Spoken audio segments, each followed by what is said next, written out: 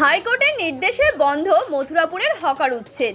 অন্তর্বর্তী স্থগিতাদেশের কপি হাতে মথুরাপুরের হকারদের পাশে সিপিএম নেতা শ্যাম্য গাঙ্গুলি।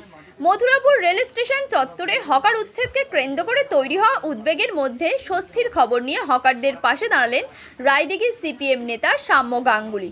রেল কর্তৃপক্ষের পক্ষ থেকে 18ই জুন অর্থাৎ আজ স্টেশন চত্বরে থাকা হকার ও ছোট ব্যবসায়ীদের উচ্ছেদের নোটিশ জারি করা হয়েছিল।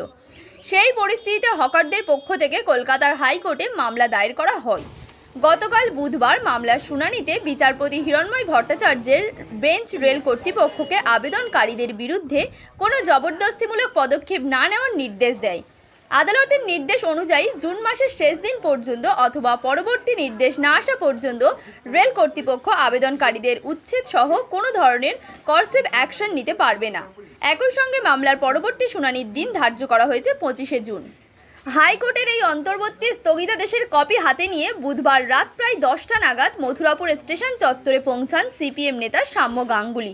তিনি হকার ও ব্যবসায়ীদের হাতে আদালতের নির্দেশের কপি তুলে দেন এবং আশ্বস্ত করেন যে আদালতের নির্দেশ কার্যকর থাকা অবস্থায় উচ্ছেদ অভিযান চালানো যাবে না।